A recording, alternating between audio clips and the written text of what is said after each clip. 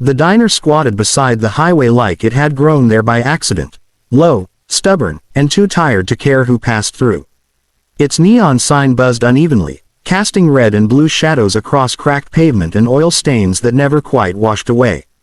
Midnight traffic whispered past, trucks groaning like old animals. Emma pushed the door open and stepped inside. Warm air hit her face, thick with the smell of grease and burnt coffee. She chose the booth by the window without thinking, back to the wall, eyes on the glass. Habit. Survival. You learned where to sit when you grew up around men who mistook silence for weakness. She shrugged out of her leather jacket and set it beside her, fingers brushing the familiar worn seams. The jacket wasn't flashy. No patches, no club colors, but it had history. So did she. The waitress came over, tired smile already prepared.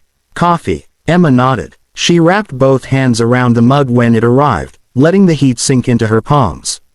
Outside, headlights streaked past like comets. She told herself she'd leave after one cup. She always told herself that. The bell above the door rang again. Laughter spilled in first. Too loud, too confident. 4 men entered, boots heavy on the linoleum, jackets smelling of fuel and sweat. They scanned the room like predators checking a field. When they saw Emma alone, their grins sharpened. She felt it before she saw it. That prickle between the shoulder blades. The sense of being sized up. One of them peeled away from the group and slid into the booth across from her without asking. He leaned back, spreading his arms, invading her space with practiced ease. Long road for a pretty girl, he said. You waiting on someone? Emma didn't look at him. She took a slow sip of coffee. That annoyed him more than fear ever could. He reached out, fingers brushing the edge of her jacket. Bet you get lonely out here. The room seemed to hold its breath.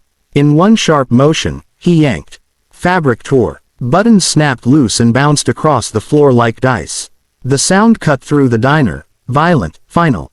Conversations died. Forks froze mid-air. Emma stood slowly, heart steady, eyes lifting at last. You shouldn't have done that, she said quietly. The man laughed, thinking he'd already won. For a brief second, the torn collar of her shirt slipped aside, revealing a small tattoo near her collarbone, a winged skull, simple and unmistakable. No one noticed, but fate already had. The laughter came first. Low, ugly, confident. It spread from the man in the booth to the others standing near the counter, like a sickness moving through the room. Someone muttered a comment. Someone else knocked a chair aside on purpose, just to hear it scrape. Emma didn't sit back down. She reached for her jacket, slow and deliberate, but the man in front of her slapped it away. The leather hit the floor. Don't get ideas, he said. You already caused enough trouble. That was when she moved. Her knee drove up into the underside of the table, slamming it into his ribs. The booth shook. Before he could curse, her fist snapped forward, cracking against his jaw. Bone met bone with a dull sound, and his head whipped sideways. He fell out of the booth. Chairs screeched back. The other 3 surged forward, adrenaline overtaking whatever sense they had left. One grabbed for her arm. She twisted, breaking the grip, elbow driving into his throat. He collapsed, gagging. The third came fast and sloppy, swinging a bottle. Emma ducked, felt the air move where glass should have been, and slammed her palm into his chest. He staggered, surprised more than hurt. The fourth didn't hesitate. He hit her from behind. Pain exploded across her skull. White flashed in her vision as she crashed into the counter. Hands scrabbling for balance. Blood ran warm down her temple, dripping onto the metal edge. The world tilted, but she didn't fall. Thought you were tough, someone sneered. The waitress screamed. Plates shattered. A man at the far booth scrambled for the exit, nearly tripping over himself. Emma straightened slowly, breathing measured, fighting the ringing in her ears. She wiped blood from her face with the back of her hand and looked at them again, really looked. Not panic. Calculation. You don't know when to stop, she said. Another bottle shattered against the wall beside her, showering the diner in glass. She lunged forward, grabbing the man's vest, slamming him face first into the counter. He cried out, teeth cracking against steel. Still, the numbers were against her. A heavy blow landed in her ribs. She gasped, stumbled, caught herself on the edge of a table. The men closed in, forming a loose circle, thinking victory was close. None of them noticed the sound outside. At first it was distant, like thunder rolling over the hills. Then louder. Engines. Many of them. The floor vibrated. Emma lifted her head and smiled faintly through the blood. Because she knew that sound. And so, suddenly, did they. The thunder outside grew teeth. What had sounded distant a moment ago became undeniable. Dozens of engines rolling in unison, deep and heavy, vibrating through glass and bone. The neon sign above the diner flickered wildly, as if it sensed what was coming. One of the men nearest the window turned pale. That's not cops, he whispered. The engines cut almost at once. Silence followed. Thick, crushing. Then the diner door swung open so hard it slammed against the wall.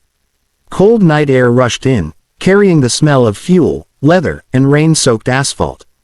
A line of bikers filled the doorway, blocking the light from outside. They didn't rush. They didn't shout. They simply stood there, watching. At their center was a man built like a wall. Tall, broad shoulders, beard threaded with gray, eyes sharp enough to cut. His vest bore the unmistakable emblem stitched across the back and heart. Hell's Angels. No one inside needed it explained. Boots stepped forward, slow and deliberate. Each step echoed across the linoleum. The man's gaze swept the room, cataloging damage with military calm. Overturned chairs, broken glass, blood on the counter. Then he saw Emma, the torn shirt, the blood at her temple. His jaw tightened. He crossed the diner in long strides, stopping inches from her. For a heartbeat, his hard expression softened. He lifted her chin gently, inspecting the cut like he'd done 1,000 times before, years ago. "You hurt bad?" he asked quietly. "I've had worse," Emma replied. Her voice was steady, though her ribs burned. He nodded once, then shrugged out of his jacket and draped it over her shoulders, covering the torn fabric. The patch on the back, bold and unmistakable, now rested against her spine. Every man in the diner saw it. The leader turned slowly to face the four who had backed themselves into a corner near the booths. Sweat gleamed on their faces. One tried to speak. No sound came out. The biker's voice was calm, almost conversational. "Someone explain why my sister is bleeding." No one answered. He waited. Let the silence work. Then his eyes hardened. "All right," he said softly.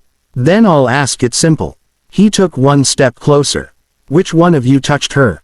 Behind him, the angels shifted, blocking exits, cracking knuckles, adjusting gloves. Not a rush, a promise. One of the men broke, pointing with a shaking hand. It wasn't me." The leader smiled without humor. "Didn't ask who didn't." And with that, the night outside roared back to life. What followed wasn't loud at first. The angels moved with purpose, not rage. Two stepped forward and grabbed the nearest man before he could bolt. He struggled, shoes squealing against the linoleum, knocking over a chair as he was dragged outside. The door slammed shut behind them, cutting off his screams like a switch. The others panicked. One tried to run for the back exit. Another swung blindly, desperation replacing arrogance. It didn't matter. The diner belonged to the angels now, every inch of it. Arms were twisted, bodies slammed into booths, weapons knocked from shaking hands. Rafe didn't raise his voice. "Outside," he said. One by one, the men were hauled into the night. Emma stayed where she was, leaning against the counter, breathing slow and steady. The adrenaline was fading now, leaving pain in its place. She pressed a hand to her ribs and winced. Rafe noticed immediately. He turned back to her, concern etched deep beneath the hardened lines of his face. "You sure you're standing? Don't fuss," she said, though she accepted his arm when he offered it. "Makes you look soft," he snorted quietly. "Only with you." Outside, engines revved. A sharp cry echoed once, then cut off. No one inside the diner moved. The waitress stood frozen behind the counter, hands trembling, eyes wide. Rafe reached into his pocket, pulled out a roll of bills, and set it on the counter. "For the mess," he said. "And the fear." The waitress nodded, unable to speak. Moments later, the door opened again. The angels filed back in, expressions unreadable. No blood on their hands. No excitement. Just finality. Rafe guided Emma toward the door. She paused once, glancing back at the torn booth, the shattered glass, the quiet diner that would never quite feel the same again. They didn't know, Rafe said softly, as if answering a question she hadn't asked. They never do, she replied. Outside, bikes lined the lot like steel horses under the neon glow. Rafe helped her onto the seat behind him, tucking his jacket tighter around her shoulders. You could have called, he said as the engine growled to life. Emma rested her forehead briefly against his back. You always find me anyway. He smiled, unseen. The convoy pulled onto the highway, engines roaring as one. Behind them, the diner's neon sign flickered, buzzed, and finally went dark.